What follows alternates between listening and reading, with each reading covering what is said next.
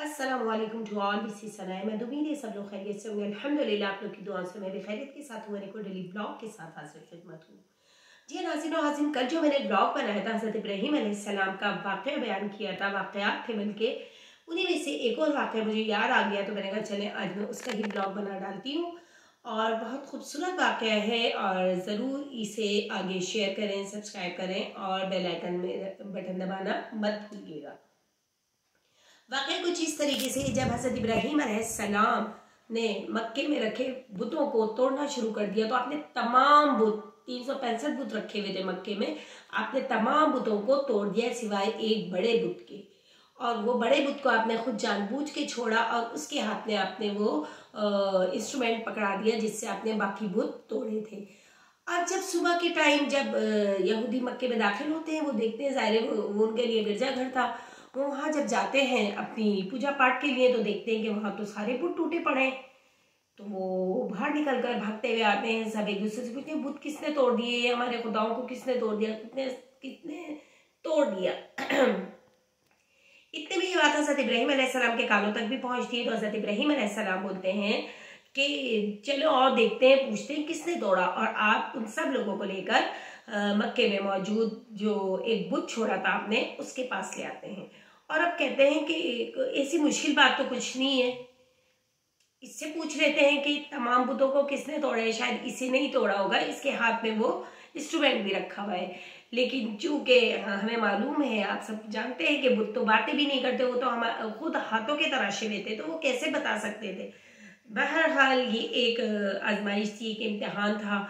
और फिर जब वहाँ का जो बादशाह था नमरूद, उस तक ये बात पहुंची, तो उसने भी पूछा, उसने बोला अब तो ये मेरी, वो कहता था कि सब उसको पूजें, उसकी इबादत करें।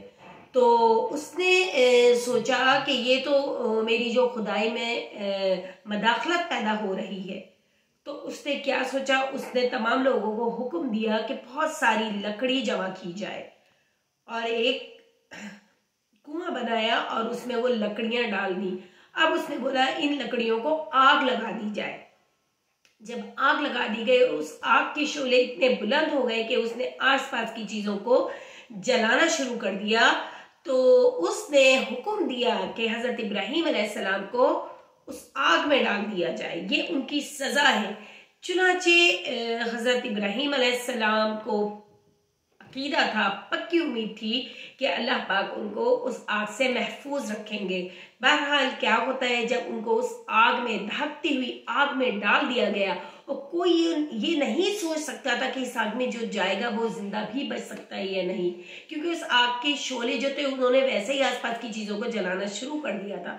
बहरहाल जब वो आग में डाले गए, तो अल्लाह ताला के हुक्म से वो आग गुलनार बन गई। सुभान अल्लाह बोलिए। जी हाँ, कुल या नारु कूनी बर्दन व सलामन अला इब्राहीम।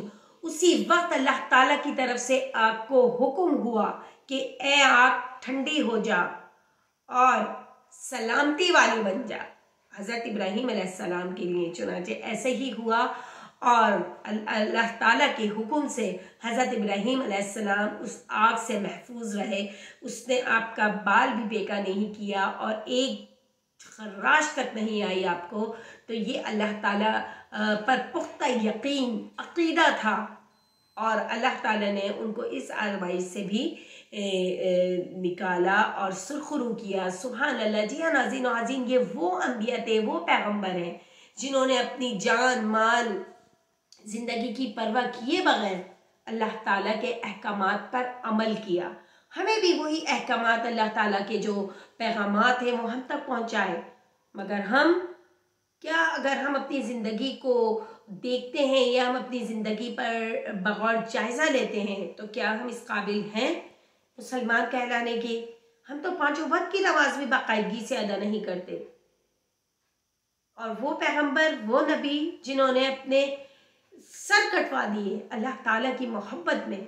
सुभान अल्लाह। जी हाँ नाज़रीन नाज़रीन, ये एक छोटा सा वाक़या था लेकिन भरपूर मालूमात से मबनी ये वाक़या। मैंने चाहा कि मैं अपने सब्सक्राइबर्स को, यूट्यूब फैमिली को ये वाक़या शेयर करूं। मुझे बहुत अच्छा लगा और मैंने आपके सामने पेश कर दिया। तो ज़रूर मेरे चैनल को लाइक करें, शेयर करें, सब्सक्राइब करें। नाज़रीन, आप लोगों की मोहब्बत से, आप लोगों की चाहत से मैं इतना मुश्किल सफ़र बहुत बआसानी तय कर चुकी हूँ और अल्हम्दुलिल्लाह आगे की भी अल्लाह ताला हमारी मुश्किलात को आसान फरमाए। कल एक और डेली व्लॉग के साथ, एक और नए वाक़े के साथ हाजिर खिदमत होंगी। ज़रूर देखिएगा, कल का वाक़या बहुत ज़बरदस्त वाक़या होने वाला है और वो मैं आपके साथ शेयर करूँगी। टिल देन अल्लाह हाफिज़, अस्सलामु अलैकुम व रहमतुल्लाहि व बरकातहू।